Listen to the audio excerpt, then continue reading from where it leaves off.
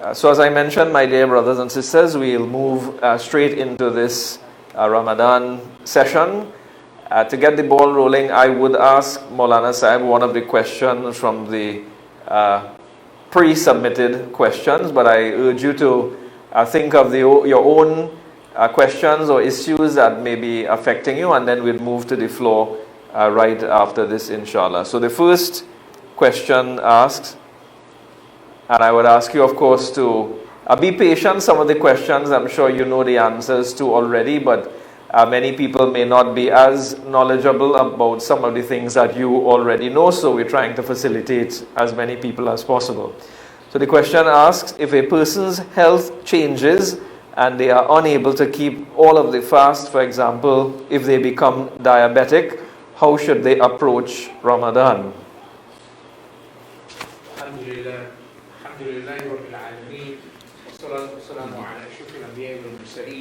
سيدنا محمد خاتم النبيين صلى الله تعالى عليه وسلم. السلام عليكم ورحمة الله وبركاته. Now, if a person, Allah subhanahu wa ta'ala, the All Merciful, has given permission to those who are sick not to fast in Ramadan, if the sickness is of such a kind that it makes fasting extremely difficult for them. But we have two kinds of sicknesses. We have the kind of sickness that one expects the person will recover. So while that person is not able to fast, now let us say it is the month of Ramadan, because of this sickness, after some time that person is expected to regain a state of health where he or she can fast. And so that person will not fast the days in Ramadan and will fast an equal number of days that were missed after Ramadan. So that is one kind of sickness. The second kind of sickness is a kind of sickness that does not allow the person to fast, but it is not expected that that person, as far as human knowledge goes, will recover to a state of health that will make fasting permissible for that person. So that person is not able to fast now and is not expected to be able to observe the qada of those missed fasts. So that person will give what is called fidya. Fidya, for every day of the month of Ramadan, that person should feed a needy Muslim 2 meals. Now, the feeding doesn't have to be done in Ramadan itself, right? 2 meals, or he gives 1 sadaqatul fitr for every day of the month of Ramadan. So this person's question, it depends on what kind of sickness, because if he has diabetes and he's not able to fast now, many people fast who are suffering from diabetes. So he may not be able to actually fast now in the month of Ramadan, but he may be able to perform the qada, to re-observance of the missed days after. So it depends on the level of sickness of that individual. As a follow-up to that, Maulana Sahib, one of the questions asked, in fidya and sadaqatul fitr, is it necessary to feed 2 persons or 1 person? But I think you may have just touched on that. Yes, 1 person, 2 meals. One should feed for every day of the month of Ramadan, or give 1 sadaqatul fitr for every day of the month of Ramadan. Farazan was signaling to me that he had a question. So I'm just repeating the question only for the sake of the viewers. The brother is asking if he has to do, and this is a summarization of that question, if he has to do some dental work during the month of Ramadan, what extent of work can he do, or what is the situation if the work is urgent and requires to be done? If one is able to do that dental work without causing anything to go down the throat, then one can do it.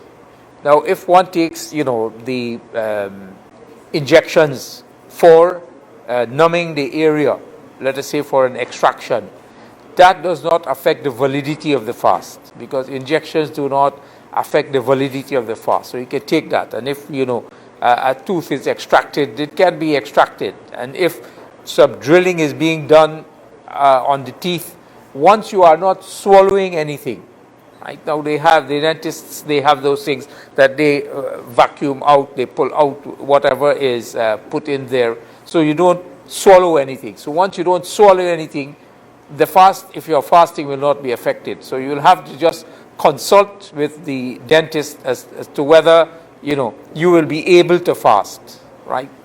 There may be some pain there. Of course, you will not be able to swallow any painkiller during the hours of fasting if you are fasting. So consult the dentist, but just having to do some dental work does not prevent you from fasting then. Once what you are doing does not cause you to swallow anything.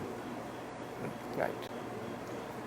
We do have some pieces of paper as well if you would like to write down your question.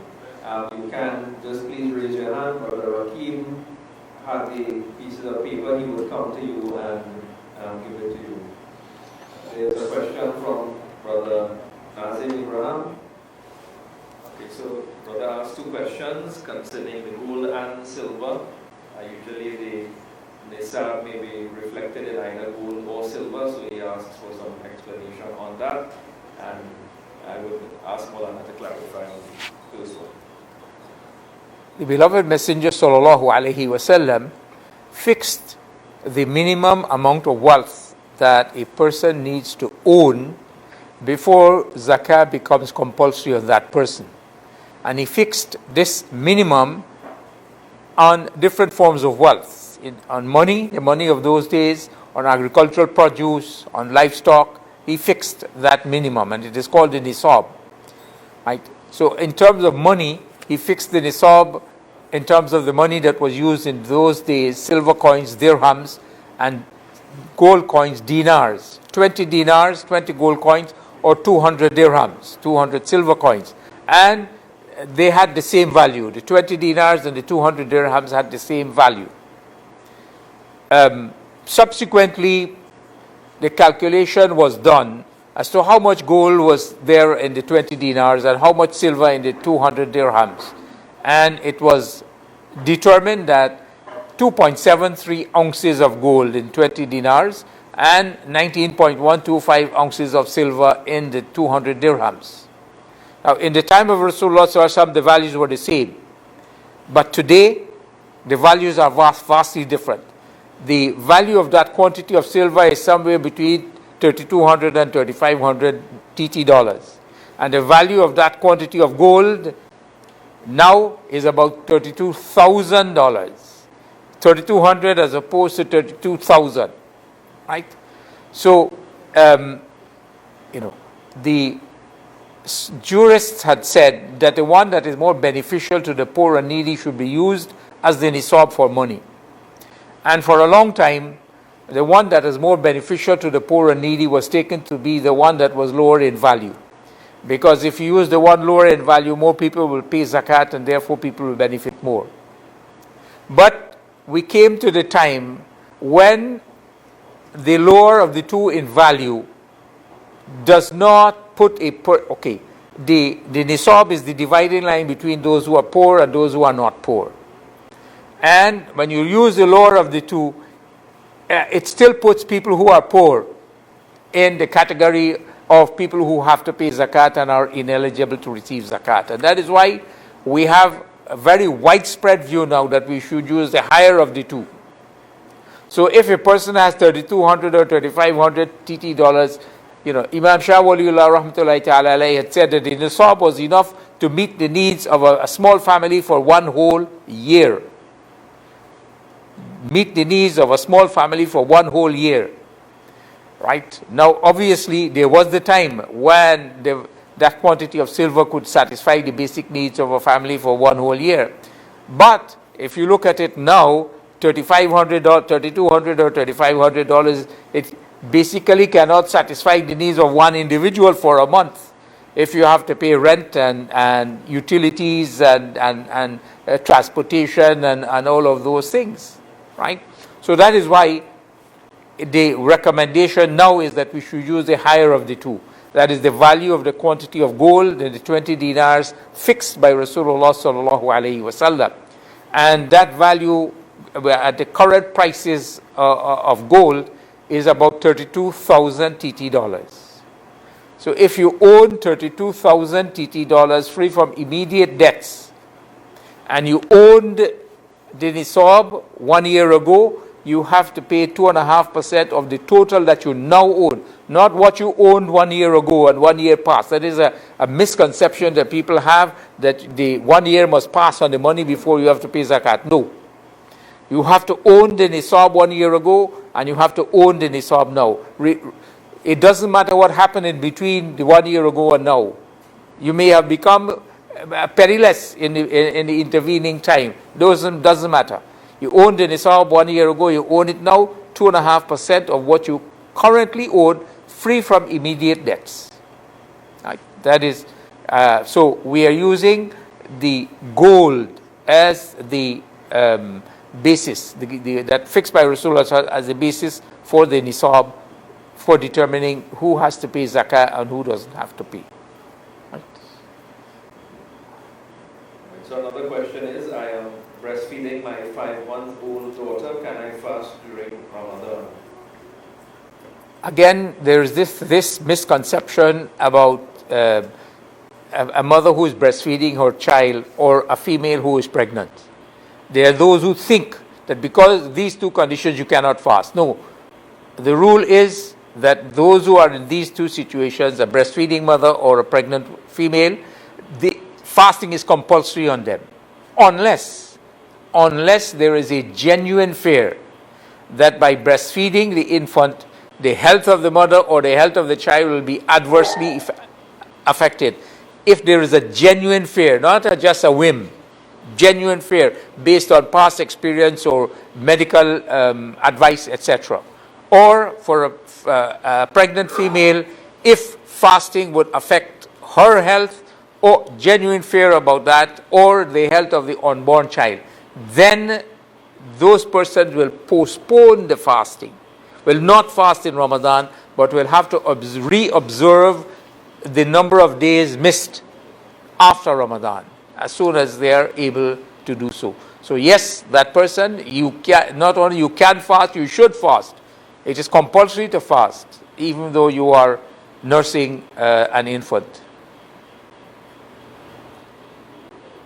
In the fourth salah, Surah Al-Fatiha is followed by another part of the Quran, a short surah or any other part of the Quran, in the first two rakats only. In the third and fourth rakat of Fard Salat, like for example, Salatul Dhuhr, Salatul Asr, Salatul Maghrib, Salatul Isha, we recite only Surah Al-Fatiha. But this is only in the Fard Salat. In every other kind of Salat, whether it is Sunnah Salat or Nafil Salat or Wajib Salat, we have to recite Fatiha and another part of the Quran in every rakat. First, second, third and fourth. Right? Only in the Fard Salat we recite Surah Al-Fatiha in the last two rakats, well, the third and fourth rakat of the Fard Salat. Next question. I missed the Sabri and unfortunately I also forgot to make the Niyat last night. When I woke up, the time for Sabri was gone. Now my question is whether I can fast without Sabri and making the Niyat.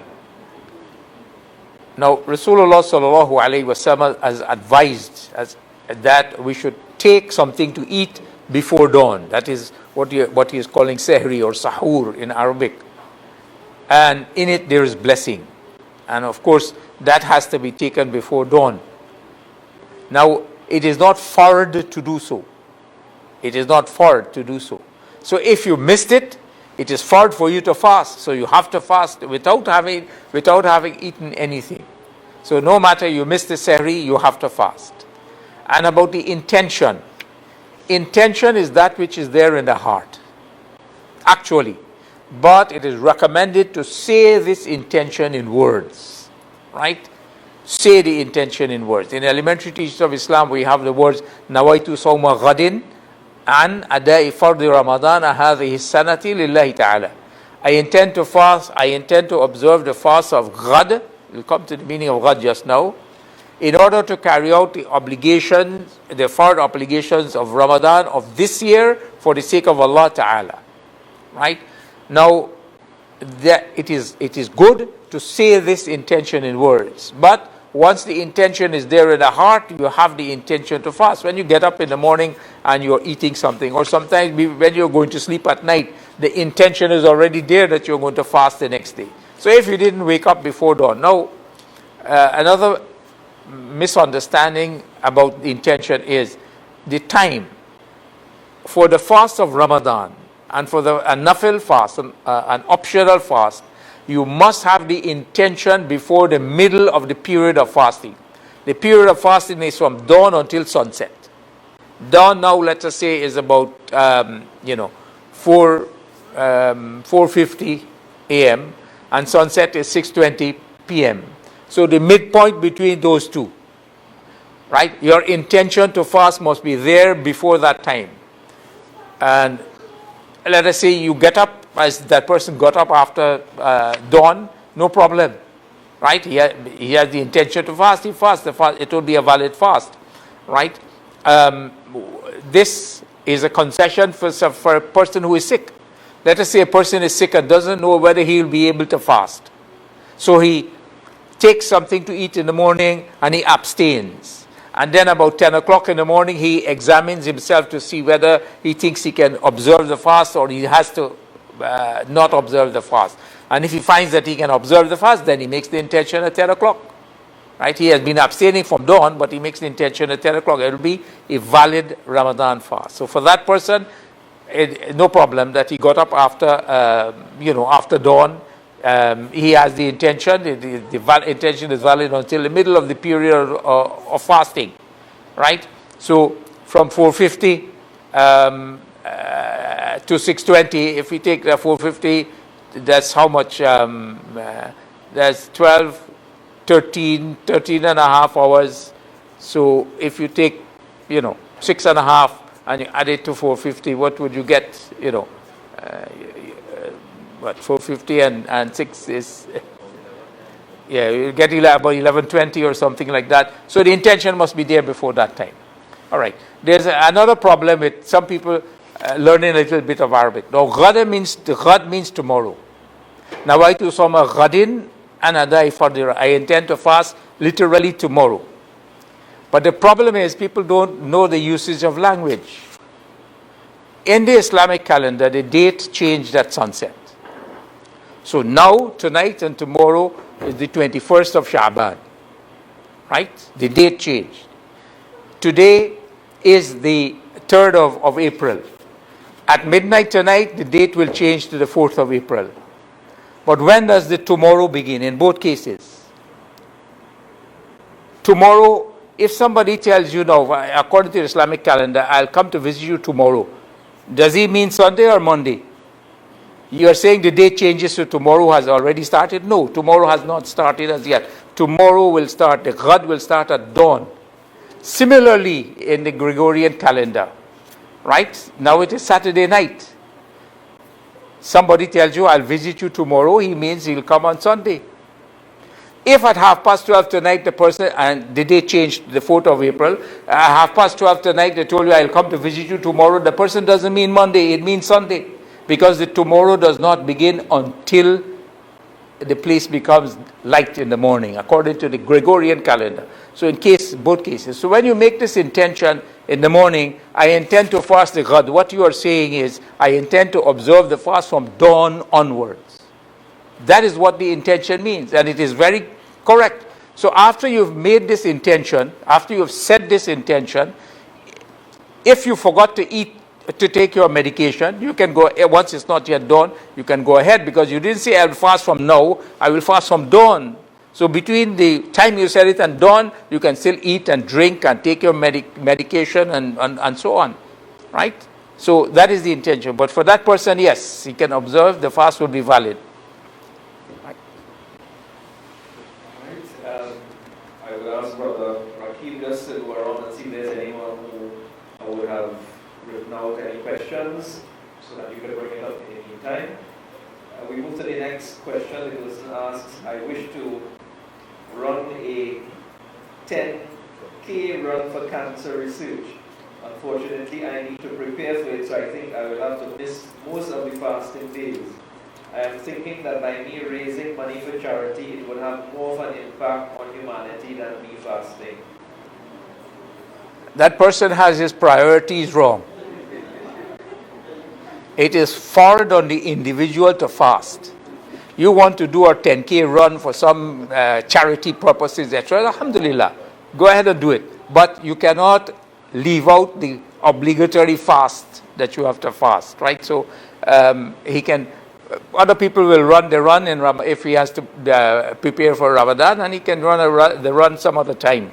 But fasting is compulsory, and it takes as first priority. So the person has his priorities all a little bit mixed up. The next question: if you convert to Islam, do you need to keep back previous fasts? Fasting is compulsory upon every Muslim, male or female, who has reached puberty, who is sane, right? And who is not sick with a kind of sickness that prevents a person from fasting, right? And who is also not a traveler. So fasting becomes compulsory when the person accepts Islam, in the case of that person, or when a person reaches puberty, right? So if that person, after he or she accepted Islam, missed fasts of Ramadan, then that person will have to fast back those fasts. But all the fasts that were there before that person accepted Islam, that is not an obligation on that individual. So he or she will not have to reobserve those days missed before acceptance of Islam. So I'm going to try to ask some of the questions on groups relating to whether it's zakat or fasting, etc. Brother Riyaz has a question. Assalamu alaikum, Maulana. Maulana, I just want to touch back on a point you made concerning the Qaza fast. Whether it's because you were sick or for whatever reason you had to miss your fast, menstrual cycle, whatever it is there a time limit within which you must make up that fast? Or does it expire? Okay. Now, one is expected to reobserve the missed fast before the coming Ramadan. For example, you missed some fast last year, Ramadan. You should complete the qada of those fasts before the beginning of the Ramadan in 2 weeks' time. Week and a half time. However, if you have not completed observing the qada of those fasts, you will have to observe the fast of Ramadan first, and after this next Ramadan, then you will have to observe the qada of the fast from the previous Ramadan. And there is no penalty for doing this. But one should complete the qada before the next Ramadan. So we have a few questions on the zakat as well. It asks, if I didn't pay zakat in previous years because I misunderstood the year, I presume the calculation of maybe having the itself a year, what should I do about the previous year's zakat? Now, all zakat that has been unpaid since a person reached puberty or since a person accepted Islam, all zakat that has been unpaid is still due from that individual. And if that individual passes away without paying the unpaid zakah of previous years, that person will have to give an account to Allah subhanahu wa ta'ala for this dereliction of duty.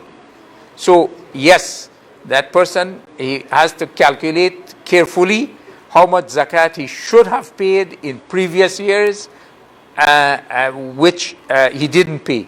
And that is a debt or an obligation on that person. So he needs to start paying it. He may not be able to pay all at one time, but he should start paying it, and inshallah beg Allah for the tawfiq to complete paying it, as long as, during the time that he is here in this world.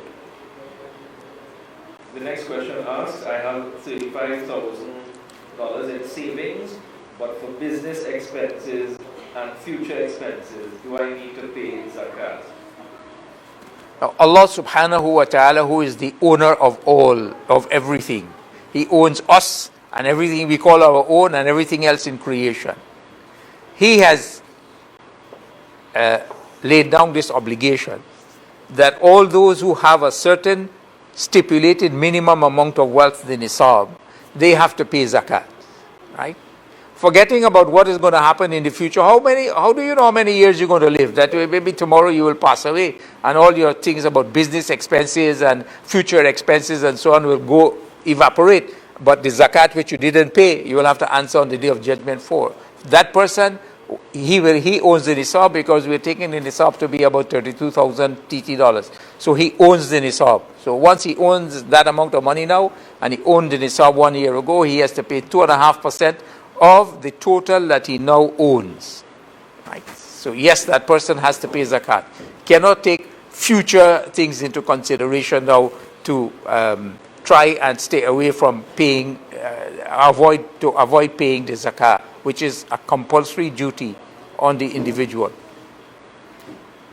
One of the things you mentioned earlier, Maulana Sahib, is free from immediate debt. So the person asks, what is deemed as immediate debt?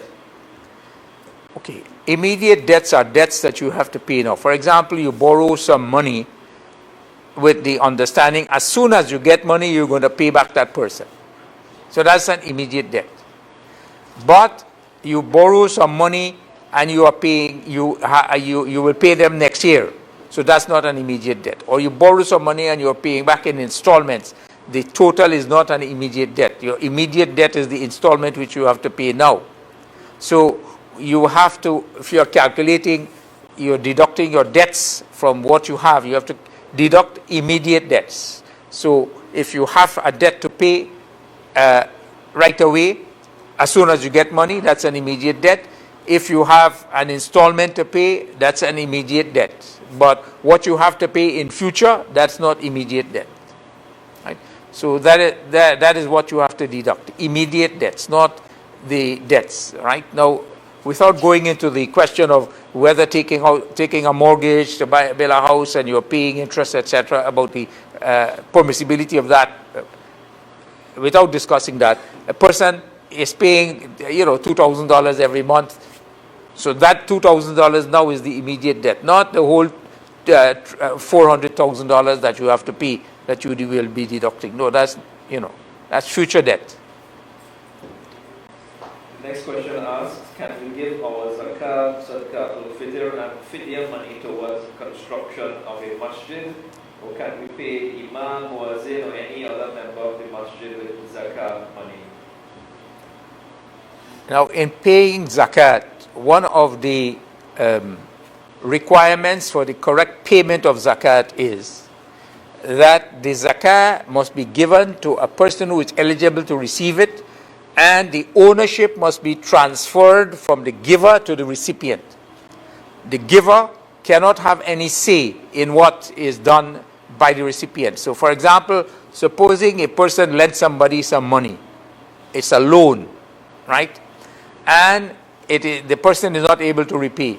And then it is found out that the borrower is eligible to receive zakat. So you can't say, well, listen, this is $2,000 zakat I'm giving you, now pay me back what you owe me. You cannot do that. You have not paid your zakat because you have not transferred the ownership to the recipient. So transfer of ownership. That is why now zakat must be transferred from the giver to an eligible recipient. And it is for this reason that we cannot use zakat to build an orphanage, to build an old people's home, to build a road, to build a masjid. Who owns all of these things? Not eligible recipient. So zakat cannot be used for building, constructing, maintaining a masjid, right? It's not permissible. Similarly, for building orphanages and old people's homes and so on, no.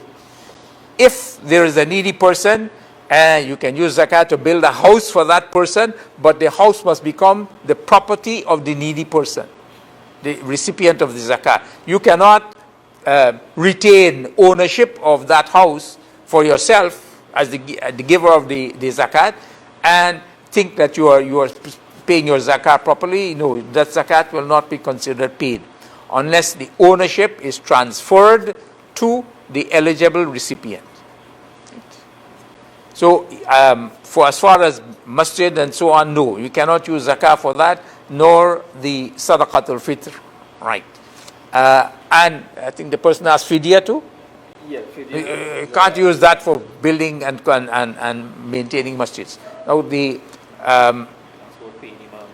okay, can you pay people's salaries from the zakah?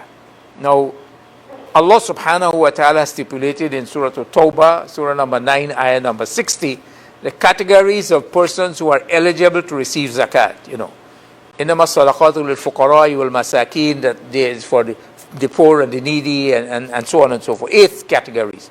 One of these categories is fi sabilillah. Fi sabilillah.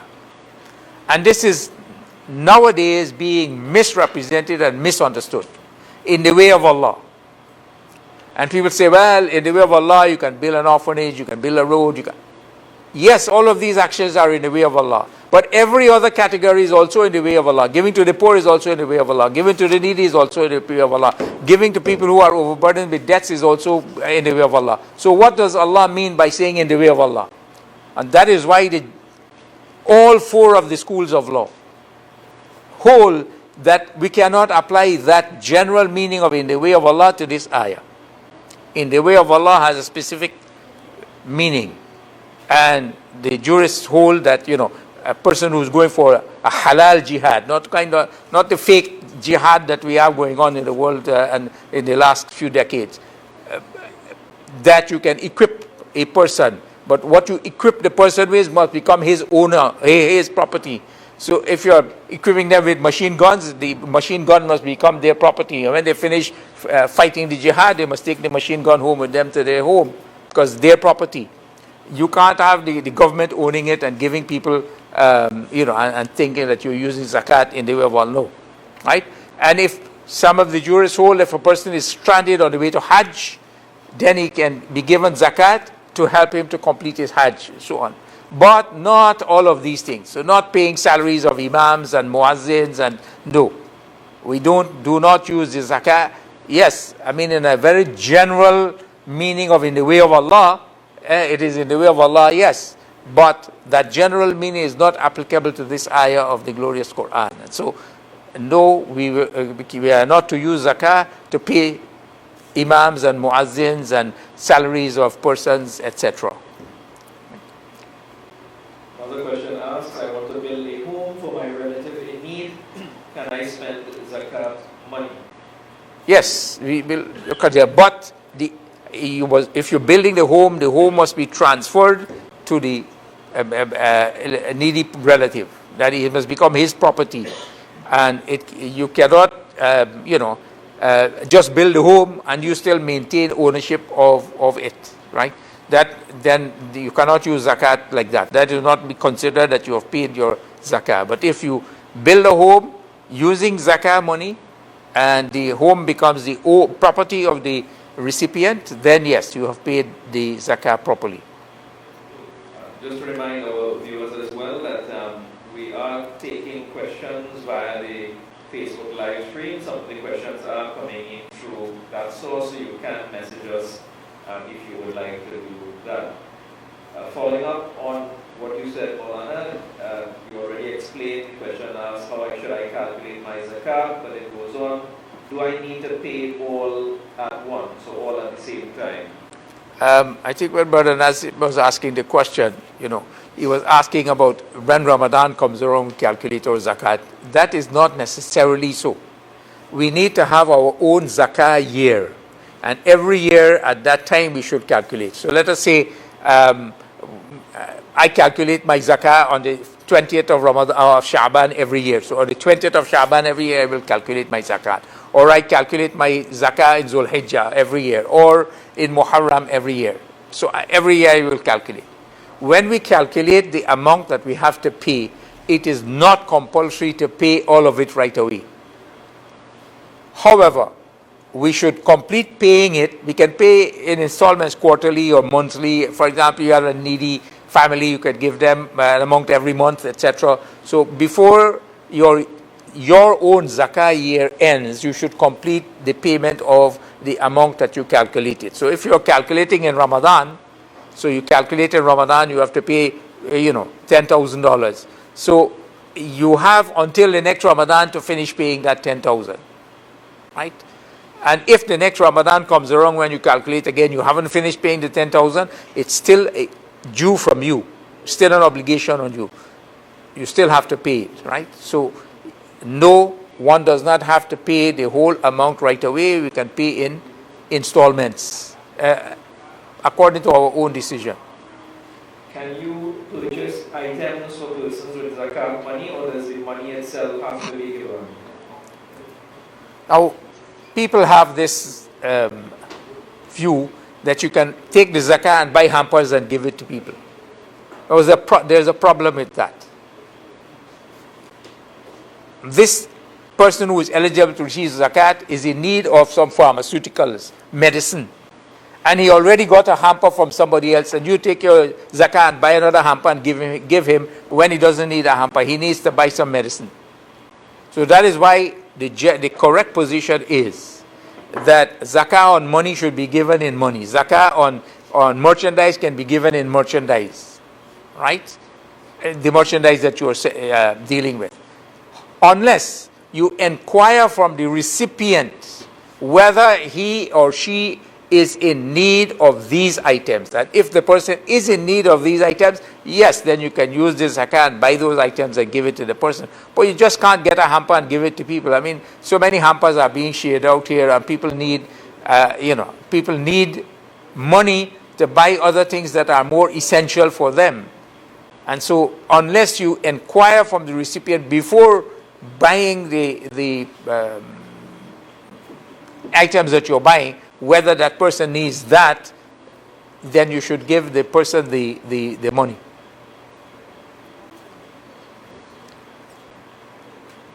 The next question is concerning the Taraweeh Salah. This asks, can you read Taraweeh Salah at home or only in Jama'ah? Now, Taraweeh is considered Sunnah, right? And the Jama'at is considered Sunnah Kifaya, Sunnah on the community. So once there is a congregational Salatul Taraweeh, by the way, Salatul Taraweeh is Sunnah on males as well as females, males as well as females, and many people don't appreciate this.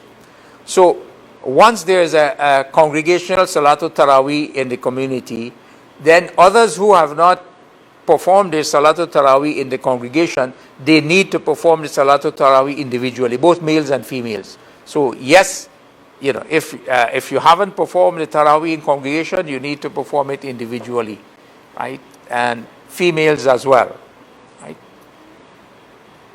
Can I perform 8 rakats Taraweeh instead of 20? It's like asking, can I perform 1 rakat for Fajr tomorrow morning? Salatul Taraweeh is a salah of 20 rakats. The Hanafi school of law says 20 rakats. The Hanbali school of law says 20 rakats. The Shafi'i school of law says 20 rakats. The Maliki school of law says 20 rakats or 36 rakats. So where are you coming with this 8? Now, people quote the hadith of Sayyidatuna Aisha radiallahu ta'ala anha, where she is reported to have said that Rasulullah sallallahu alaihi wasallam did not perform more than 11 rakats in Ramadan or out of Ramadan. And they say, well, this means Taraweeh is 8 because 3 rakats witr. But how are you understanding the hadith? Did Rasulullah sallallahu alaihi wasallam perform Taraweeh outside of Ramadan? So he performed 8 rakats Taraweeh in Ramadan and 8 rakats Taraweeh in Sha'ban and 8 rakats Taraweeh, because that is the same hadith you're quoting. That is tahajjud, not Taraweeh.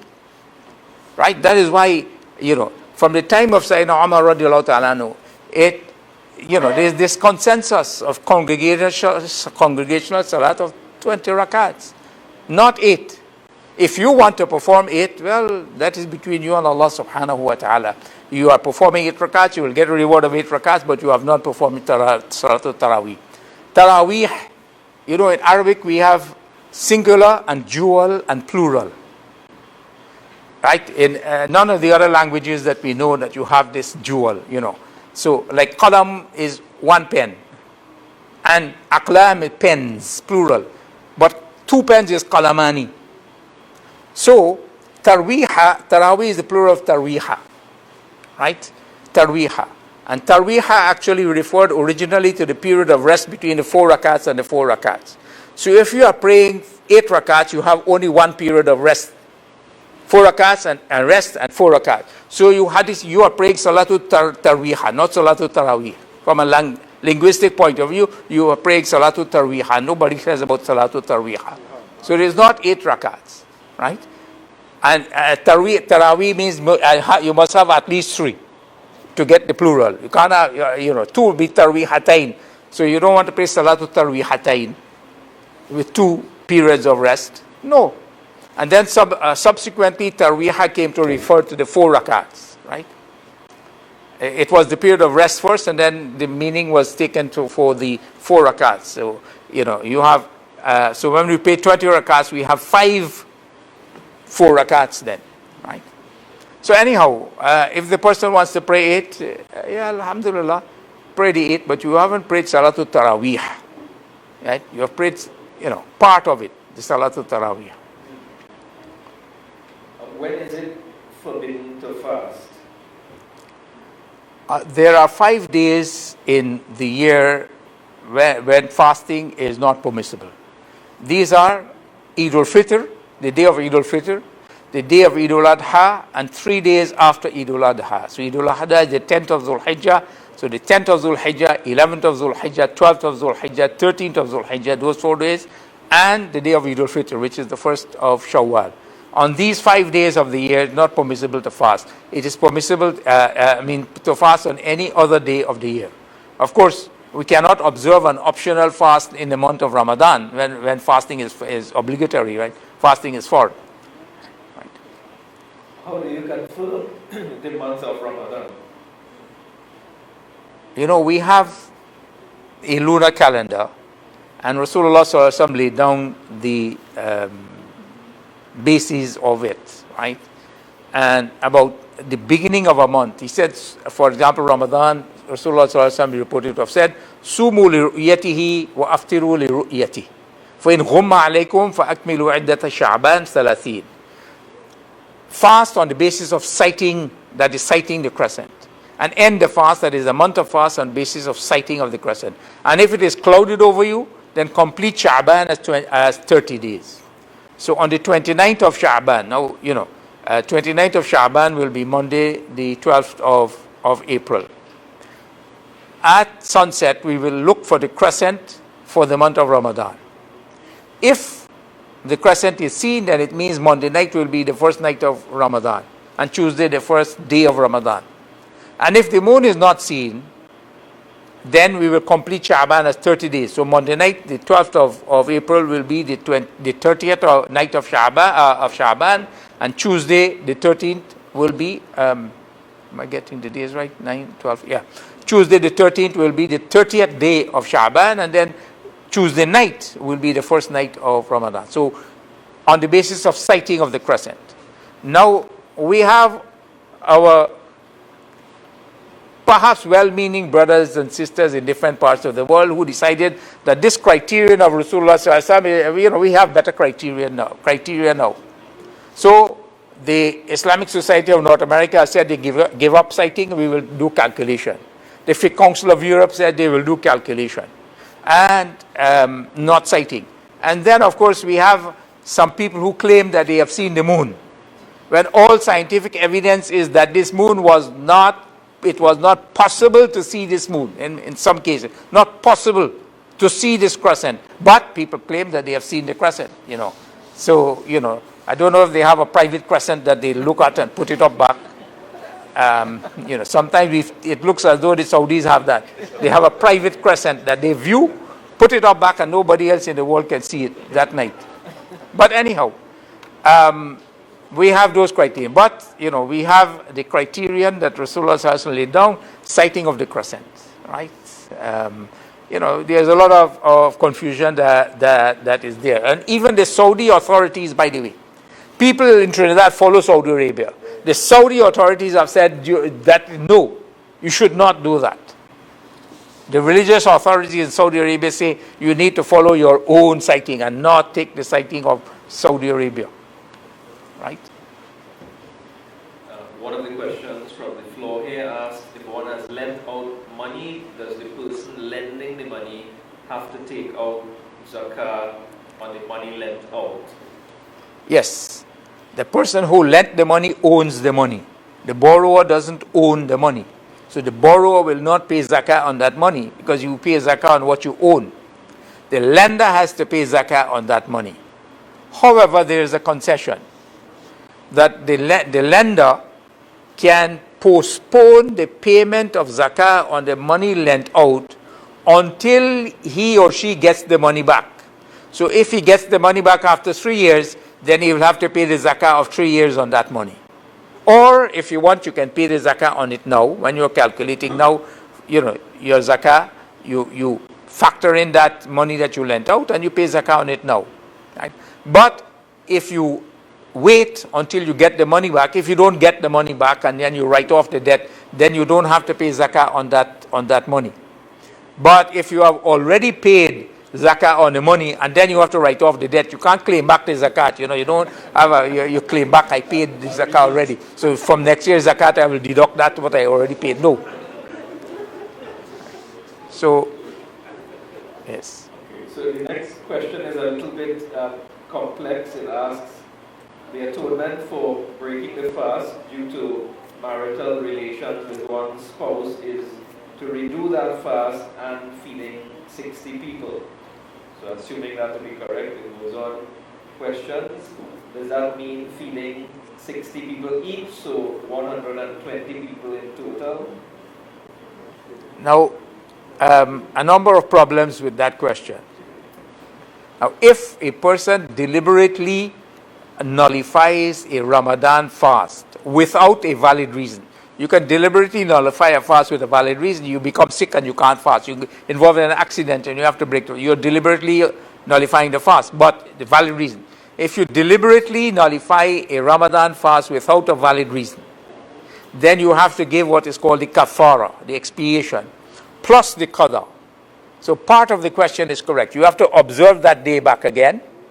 If, let us say, the person deliberately broke the fast by engaging in marital relations, you have to observe that day back again, plus the kafara. Now, the kafara is not feeding. The kafara is to fast for 60 consecutive days.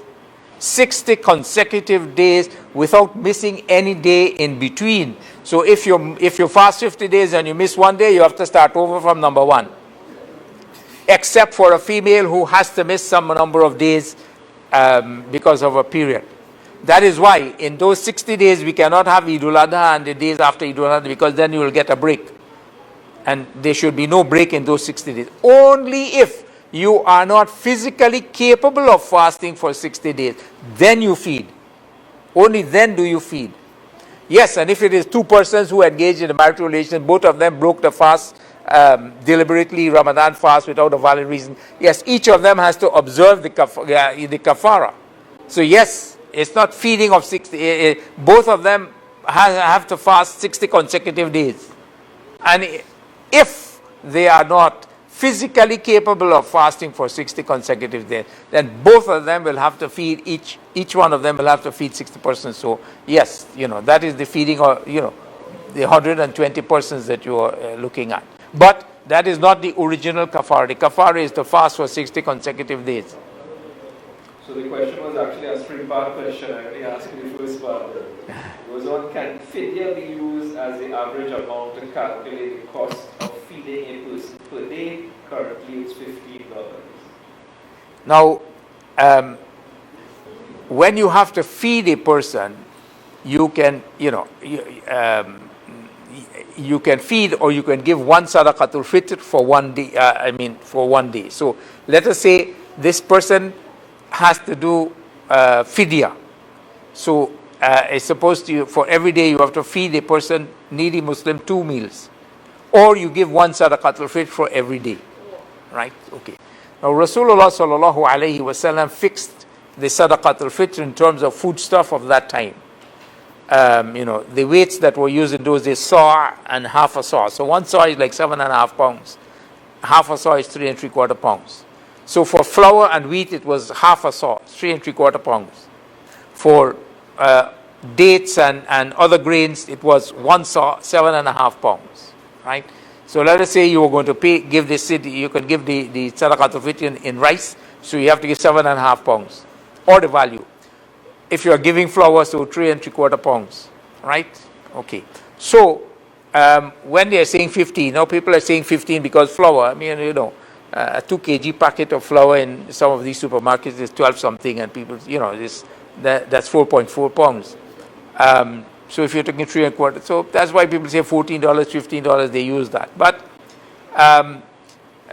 it is better to look at more, especially for sadaqatul fitr. The actual sadaqatul fitr that you give on the time of Eid al-Fitr, the more you give, the more reward you get. You know, the Hanafi school of law says if you give $25 as sadaqatul fitr, you will get reward of $25 sadaqatul fitr.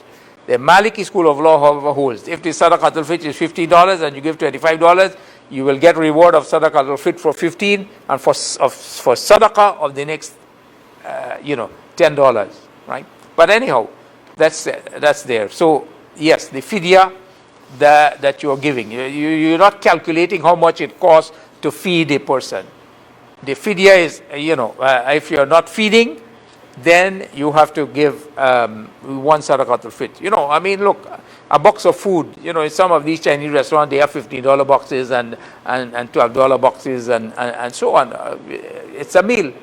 So, you can't say that $15 is there. But anyhow, that's it. If a person can be fed for less than the recommended fidya, can the lesser figure be used? The person has to feed the person 2 meals, right? Yeah. So I don't see how he can feed somebody 2 meals for less than $15, unless he's giving him 1 doubles for 1 meal and 1 doubles for the next meal. Right.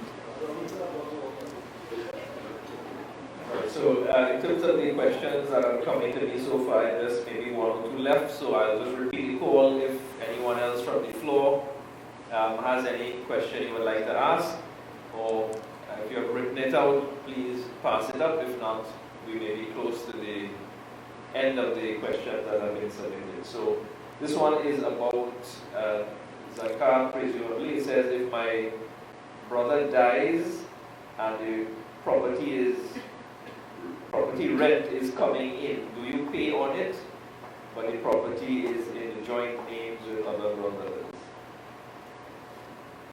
Zakah is not due from a dead person. So we need to bear that in mind. So when he dies, no further zakah is due from him, right? What zakah was due before then. Now, if the property is joint, then you will have to decide, for inheritance purposes. This is problematic. We have a joint ownership system. So we have joint tenants in property. So it means that if one person dies, the other person becomes the complete total owner of that property. It creates a problem for inheritance, right? Because in inheritance, whatever you own should pass on to your heirs, and whatever somebody else owns should pass on to that person's heirs when those persons pass away. So zakat on the rent. Now you will have to see, right? That person, zakah was due from that person up to the time that he was alive. He died, so no further zakah is due from him. So if rent is being obtained from there, then they will have to decide, if they're going to give any part of the rent to the estate of the deceased person, right, to be distributed to his heirs or not, or whatever. So those who are alive, they will pay zakah on that rent. But it's joint ownership or joint tenantship is problematic for inheritance purposes.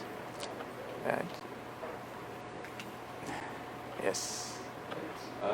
Considering the zakat as well, can zakat be given to immediate family? The relatives to whom zakat cannot be given are direct ascendants, parents, grandparents, great-grandparents up the line. direct descendants, children, grandchildren, great-grandchildren, down the line, and spouse. These relatives, you cannot give your zakat to them, but you can give zakat to all other relatives, brothers, sisters, uncles, aunts, cousins, and actually your close relatives who are eligible to receive zakah have priority on your zakah over other people. We need to bear that in mind. Many people don't take this into consideration. Your close relatives who are eligible to receive zakat have priority to get zakah from you, provided they are not the ascendants, descendants, and spouse. Right? So yes, you can give zakah. You actually should give your zakah to those relatives who are eligible to receive zakah. One question asks, and I think maybe you answered this already in previous responses, where who is neglected to pay his zakah as a young adult because of ignorance. What is the remedy now? I believe you already said it is still due. Yes, all zakah from puberty to now that has not been paid is still due from an individual. So we need to go back and calculate, if not calculate, estimate with caution how much zakah was unpaid, and then try and take steps to remedy the situation. Next question asks, did the Prophet ﷺ pray the Tarawih Salah? Now, in the hadith literature, we are told that, one night Rasulullah ﷺ came out in Ramadan and companions were gathered in the masjid and he led them in a congregational salat. And the next night, more companions came and he led them in a congregational salat. But on the third night, he did not come out. And when he then told the companions, he knew that they were there, but he did not want this salat to be made fard on his ummah. So he stayed away. Right? So he didn't come. But, there are many ahadith about performing salat at night and so on and so forth.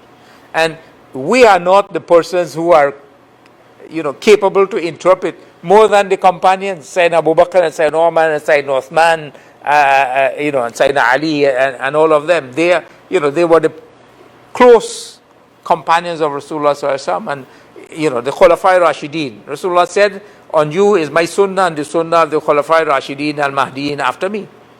And we have Sayyidina Umar, Sayyidina Uthman and Sayyidina Ali, 3 of the 4, congregational Salatul Taraweeh of 20 rakats. So they were not introducing something new. They knew what Rasulullah Sallallahu Alaihi Wasallam was doing, although he didn't do it congregationally, except for those 2 nights. And so this was established. And then the jurists, Hanafi, Shafi, Maliki, Hanbali, they all have this Salatul Taraweeh. So we cannot now come and say, well, Rasulullah didn't perform Salatul Taraweeh. Or where did you get that knowledge from? And did Sayyidina Abu Bakr and Sayyidina Umar and Sayyidina Uthman and Sayyidina Ali introduce a bid'ah in the thing? The bid'ah was the congregation. That was what when Sayyidina Umar said, Ni'matil bid'atu hadhihi. What a good bid'ah, what a good innovation this is. So, yes, Rasulullah Sallallahu Alaihi Wasallam would have performed salat, and then, when, from the time Rasulullah Sallallahu Alaihi Wasallam received revelation, years before salat was made fard, Allah subhanahu wa ta'ala instructed him, قُمِ اللَّيْلَ إِلَّا قَلِيلًا نِصْفَهُ وَمِنْقُسْ مِنْهُ قَلِيلًا وَزِدْ عَلَيْهِ وَرَتِّلِ الْقُرْآنَ تَرْتِيلًا. Stand the night in prayer, half of it or a little less or a little more, right? And recite the Quran with tartil. So Rasulullah Sallallahu Alaihi Wasallam used to spend most of the night. And in that same surah, Rasulullah said half of the night or a little less, a little more, and so on. This salat. So this was before salat was made fard, and after salat was made fard. We have then after the fasting was made fard in Ramadan after the hijrah. So yes, we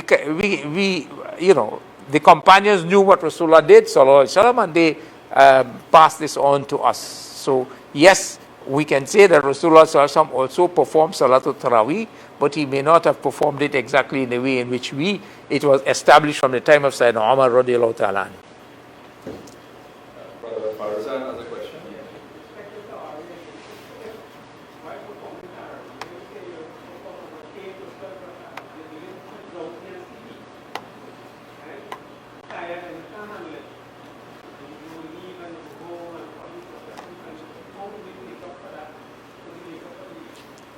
Now, the time for Salatul Taraweeh is after you have completed your Isha Salat.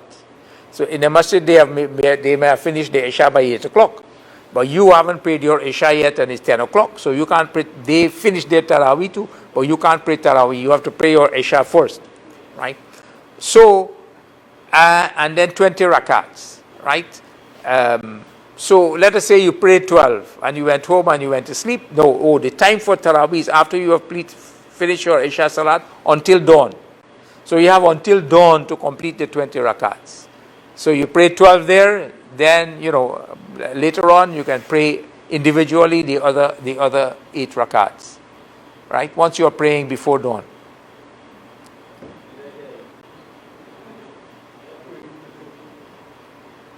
As a follow-up to that, Maulana, if someone is praying the Taraweeh Salah, let's say they leave to go and make wudu and they miss some of the rakats, and then when they come back into the Taraweeh, they would not have completed the 20 before the Witr Salah. They read the Witr with the congregation or complete the Taraweeh first? Yes, they should, because, an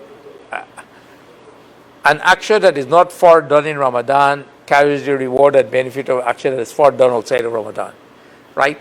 And this is an opportunity to get a congregational Salatul Witr. So you don't try and miss that one out. So you pray the number of rakats that you join the congregation with. You prayed, let's say, 8 rakats and you missed 4, and then you prayed the other 8. You should pray the Salatul Witr first, congregational Salatul Witr, and then pray the rakats that you missed subsequently, after the Witr. The next question asks, can I include charity given during the year as a partial payment of zakat?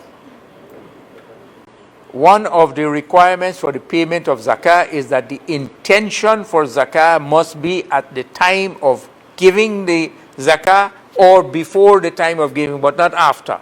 So you can't give charity today and next month say, well, the charity which I gave last month is part of my zakah. No. You cannot change the intention from non-zakah to zakah. So you can't lend somebody some money now and the person can't pay you back and say, well, the $1,000 that I lent you 6 months ago is part of my zakah. No. You cannot change the intention. The intention for zakah must be at the time of paying or before the time of paying. Before the time of paying, for example, a person calculates he has to pay $10,000 in zakah, so he takes out the money and leaves it at home. This is for zakah. And then San Fernando Jama'ah Masjid sends around some people to collect zakat. So they go to your house, you are not there, but your spouse is there, and she takes out some of the 10,000 and gives you. So the intention for zakat was there before the payment.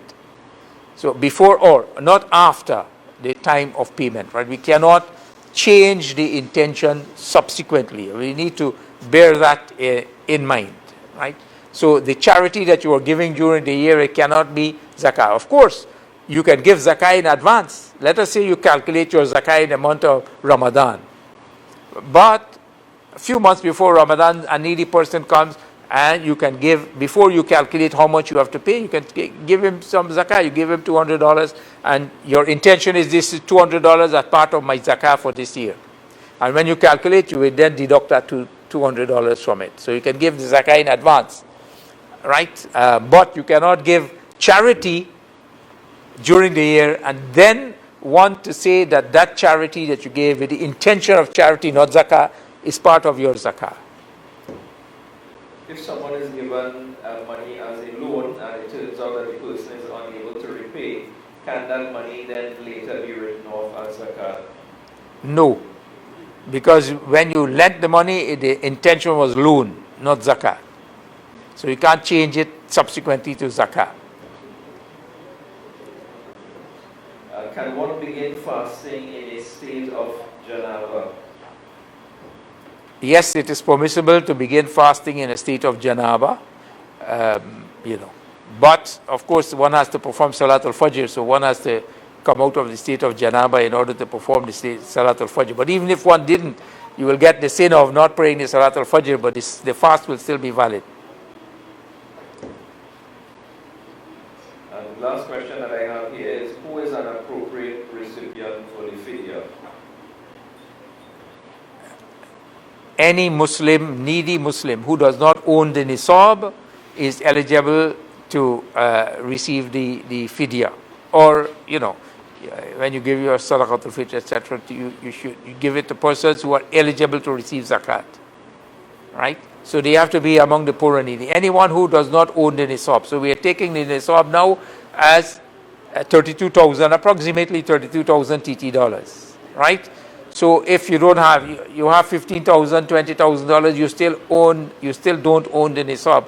You are still eligible to receive zakat, and therefore you will still be eligible to get the fidya too. Right? So one needs to bear that in mind. Right?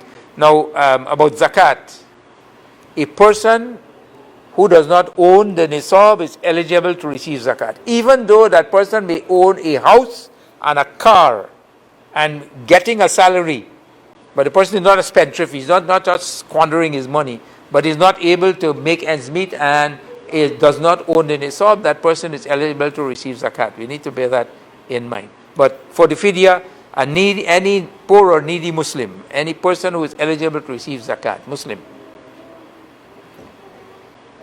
And this is a very general question. I think you may have dealt with it already. How to calculate the zakat? Right. So if it is money, right, you have to add all the money that you own. Personal possession in the bank, in deposit box, under the mattress, inside your pillow, wherever you add it. It sounds strange. Last year when they demonetized the $100 notes, not last year, before, where people got those notes from, right? Apart from the pastor who had a few millions, but it was being stored here and there, and so you have to get all of that and add it up, right? Then you have to add, the value of all shares and stocks immediately, that convertible financial instruments, units and shares and stocks and bonds and so on that are readily convertible. You have to add the value of all of that at the time when you're calculating. Then the money that you have lent to people that people owe you, right? Of course, you can postpone paying a zakat. You have to add that. Then, if you are part of any schemes, like you have a retirement scheme, and every month you pay a certain amount of money, but you can terminate that retirement scheme and get money now, then you have to pay on the amount that you will get now. But if you have another scheme, you cancel it now, but you will only get the money when you reach the age of 60. Well, then you don't own that money now. You will own it when you reach 60. No zakah on that now. And then we have the question of life insurance. Yes, the jurists have said that life insurance policies are haram, right? We don't have, different opinions on that. But Muslims have life insurance policies, and life insurance policies have a surrender value. The surrender value of the life insurance policy that you have is the amount of money that you now own. So you have to find what is the surrender value of that, and you have to add that as well, right? So you add up all of these things, then you deduct immediate debts from it, and the remaining figure, if it is at least $32,000, then you own the nisab. And if you owned the nisab 1 year ago, you own it now. So 2.5% of the total that you got after you deducted the immediate debts, you have to pay as zakah. Now remember, people think, people try all kinds of schemes to avoid paying zakat. Avoid paying zakat. Just compare zakah with income tax, right? You earn $100,000 in a year. The government is giving you exemption now for $84,000. So $16,000 you have to pay income tax on, so you have to pay $4,000 zakah, income tax. If you have savings of $100,000, your zakah is $2,500. But if you earn $200,000 now, you have to pay income tax on $116,000. Right? That's $29,000 as income tax. But if you owned savings of $200,000, how much zakah do you pay? $5,000. You have to pay income tax of $29,000, and if it was zakah of $5,000. And still people are trying all kinds of schemes to avoid paying the zakah. There's a scheme, right, that people have. husband and wife, they have a lot of money. So the husband transfers all the money to the wife. So he doesn't own anything, so no zakat.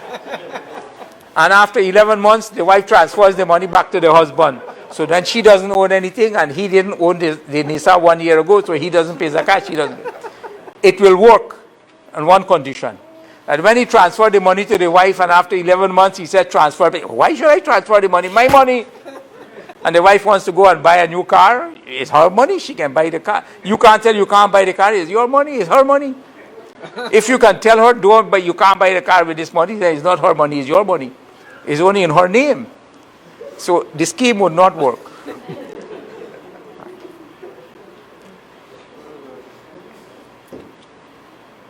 Subhanallah. If there are any other questions from the floor, this is the final call. If not, I think we will close off, inshallah. Just 2 items left. We'll have the Ta'zeem, which should be led by our dear brother, Justice Robin Mohammed, and then the closing dua, inshallah. Okay.